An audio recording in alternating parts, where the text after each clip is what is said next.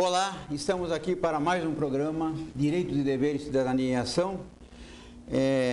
Hoje na companhia da doutora Tatiana Fiore de Almeida e temos uma entrevistada muito especial, convidada da doutora Tatiana, que é a doutora Luciana de Moraes de Farias. O nosso programa é exibido todos os domingos às 22 horas, reprisado às 7 horas e 30 minutos, para aqueles que não puderam acompanhar na primeira edição. Também pode ser acessado pela internet d11.com.br e aqueles que não puderem assistir na televisão, que não puderem acompanhar na internet no horário em que o programa é exibido e reprisado, poderão acessar o site www.proleges.com.br, lá no link da TV Proleges, onde o conteúdo está disponibilizado permanentemente. Doutora Tatiana, por gentileza, apresente a nossa convidada para a primeira pergunta. Pessoal da TV Destaque, telespectadores, um prazer estar aqui com vocês. Luciana, muito obrigada por aceitar o nosso convite. É uma honra tê-la aqui, até porque a Luciana é minha presidente na diretoria executiva do Instituto dos Advogados Previdenciários aqui do Conselho Federal. E tomou posse agora no dia 25 de junho. Vamos falar um pouquinho sobre isso também. Mas ela vem hoje aqui especialmente para falar com a gente sobre essa alteração que teve no início de junho, com relação à proposta de emenda constitucional que teve das empregadas domésticas. Muitas normas saíram com regulamentação, porém algumas ficaram pendentes de regulamentação, como a questão do Simples Nacional, que foi uma das questões trabalhadas para mexer com a aposentadoria da doméstica, fundo de garantia e outros impostos em cargos do trabalhador em cargos sociais. Então, doutora Luciana, seja bem-vinda. É um prazer novamente tê-la aqui. Novamente não, mas é um prazer tê-la aqui com a gente no dia de hoje.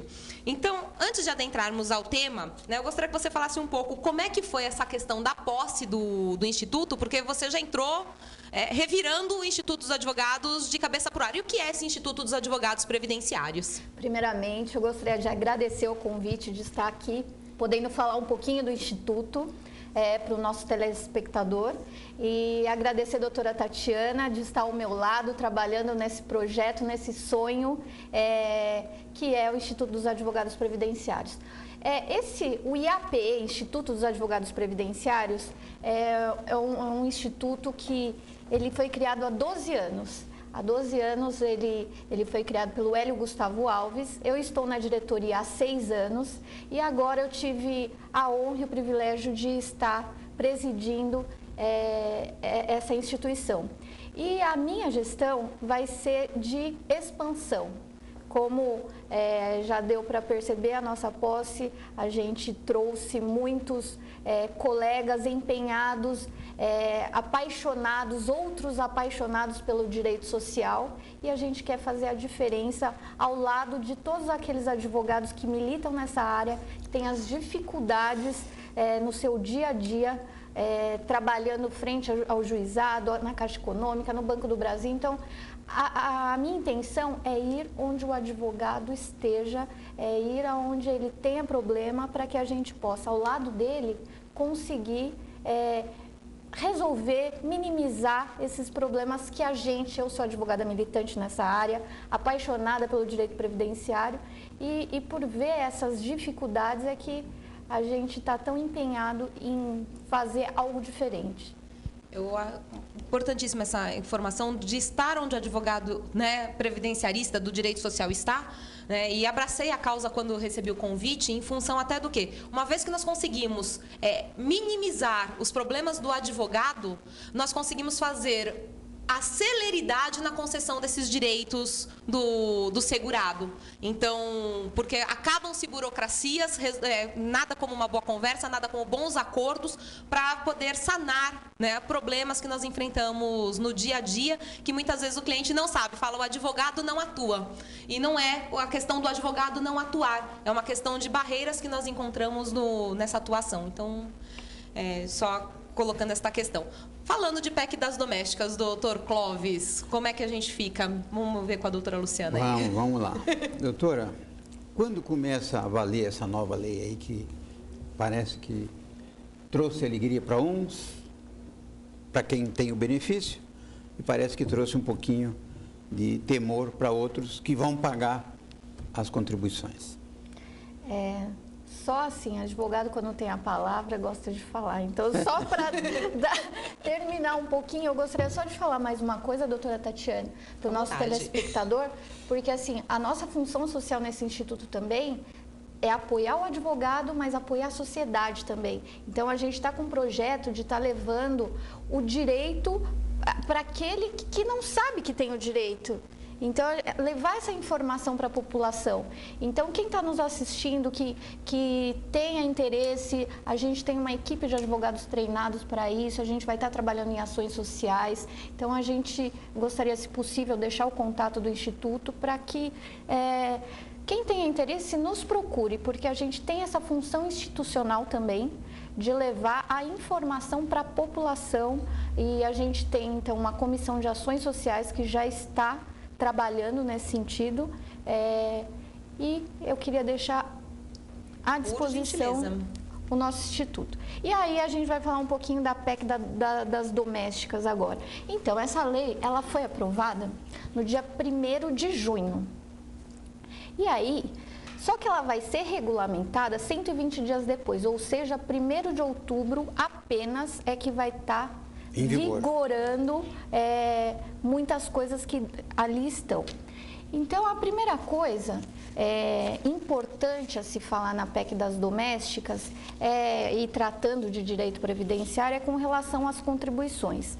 As contribuições da empregada domésticas já eram obrigatórias, continuam obrigatórias, apenas modificou a forma de contribuição, a alíquota de contribuição. Então, assim, hoje, a informação que a gente precisa passar para o empregador doméstico, que está vendo, a PEC da doméstica, o que mudou, o que eu faço, continue pagando da forma que está. Toda empregada doméstica que hoje já foi regulamentado, quem trabalha mais de 2 dias é considerado empregado doméstico. Então, se você tem uma empregada que trabalha que trabalhe mais de 2 dias na semana, tem que ter o contrato registrado em carteira de trabalho. Obrigatório. Não se caracteriza como diarista. Já foi decidido, então, que mais de 2 dias por semana vai ser considerado empregada doméstica. Certo. E aí tem que ter o registro em carteira, assim como já tem hoje, e continuar fazendo o pagamento da contribuição social. Tá. Você falou da questão da contribuição social, e eu acho que esse é um dos pontos mais polêmicos que nós tivemos dentro dessa PEC, desse projeto de emenda constitucional, né, que não foi vetado, e que seria uma questão de porcentagens, do quanto o empregador paga para quanto ele vai ter que pagar. Fala um pouquinho para a gente. Isso, justamente. Foi uma das questões que foi alterada. Hoje, o empregador, ele paga 12% do salário da empregada doméstica. Como que ficou? Ele passará a pagar 8%. Esses 8% é referente à contribuição social, ou seja, INSS, é aquele que você, empregador doméstico, paga naquele carnezinho laranja, na guia GPS. Esse passou de 12 para 8. Então melhorou a situação do empregador doméstico? Na contribuição social, baixou a alíquota. No entanto, vai vir um outro tributo que vai ser do Fundo de Garantia. Então, matematicamente aumentou. Matematicamente, aumentou o custo para se ter uma empregada doméstica. O fundo vai ser 8. Sim. Então, na verdade, vão ter um acréscimo de 4% na prática. Justamente, porque o fundo de garantia tornou-se obrigatório. Até então, o que a gente tinha? Fundo de garantia facultativo. E esse fundo de garantia, doutora, a partir de quando vai ser obrigatório o recolhimento? O fundo de garantia vai ser obrigatório a partir de 1º de outubro de 2015. Quando tiver regulamentada, porque vai ser regulamentada com a nomenclatura de Simples Doméstico. A gente tem o Simples Nacional. Vai ser criado, regulamentado o Simples Doméstico. Numa guia nós vamos recolher tudo. É isso que se prevê. E o dinheiro não vai sumir, não? É isso que se prevê. E além desses 8%, vai ter mais uma alíquota de 3,2%. Porque hoje o empregador urbano, ele paga o 8% do FGTS e depois, quando tem a rescisão de contrato de trabalho, ele vai lá e paga 40% quando é sem justa causa. No caso do empregado doméstico não vai ter esses 40% ao final. Ele vai pagar já no curso do trabalho, o empregador doméstico vai pagar mais 3,2%. Aquela multa rescisória que o trabalhador se submete, o doméstico não vai ter. Ele não vai ter.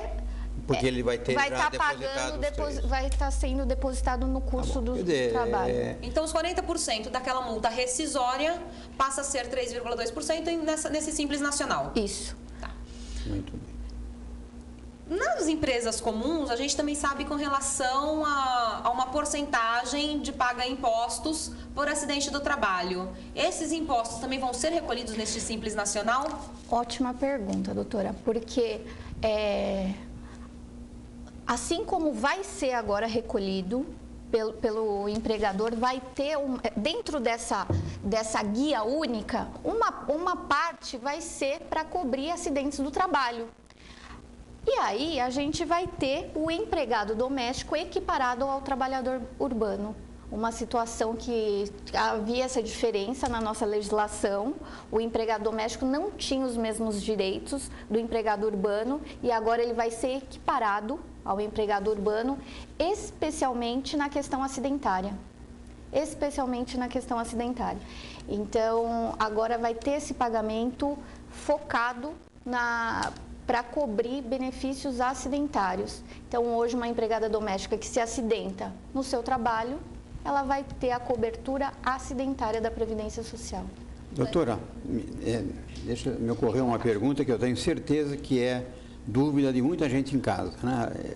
Aliás, dúvida é o que não deve estar faltando e, com certeza, a doutora Luciana vai ter que ser quase que uma consultora aqui de vez em quando para tirar essas dúvidas. Vamos imaginar o seguinte, uma empregada tem uma jornada de trabalho das 8 às 18 horas, uma hipótese. Aí a patroa ou o patrão tem um curso num dia de semana que ele vai só poder chegar em casa às 21 horas. Eu posso negociar com essa empregada, falar, olha, tal dia da semana, você vem das 8 até as 2 e você vai embora mais cedo. E amanhã, que eu não vou poder chegar no horário de sempre, você fica mais tarde para ficar com os meus filhos? Isso é possível? Vai ter algum ônus ou como é que fica essa situação? Essa é a pergunta que a gente ouve todos os dias no nosso escritório, né? Então, assim, vai ser possível sim. Vai ser possível fazer esse acordo por escrito. Empregado-empregador. A gente sempre orienta que seja por escrito. Fazer um aditamento no contrato.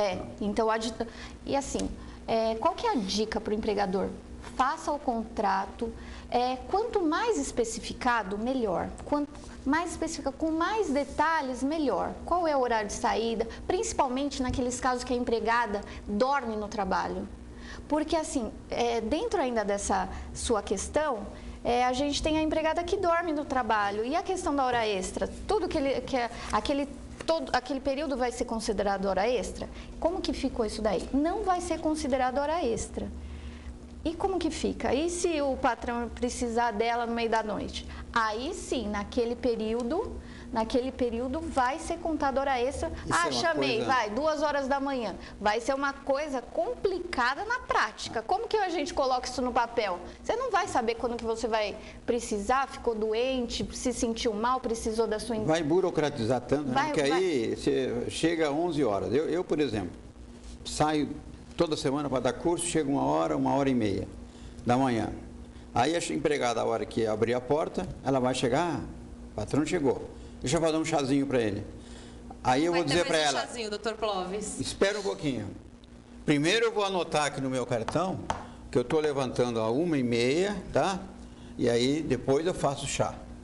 Quer dizer, é uma situação, né, meio complicada, mas que se não tiver uma regulamentação, a empregada vai virar escrava. Acho que a empregada vai dormir sem chazinho. Eu acho que sim. E eu creio que a doutora Luciana vai ter que falar também com relação ao pagamento, porque tem uma modificação também nessa questão do pagamento dessas horas extras. Mas nós vamos falar isso no próximo bloco, porque vocês sabem que o Direitos e Deveres passa voando, porque é muita informação interessante para você, telespectador.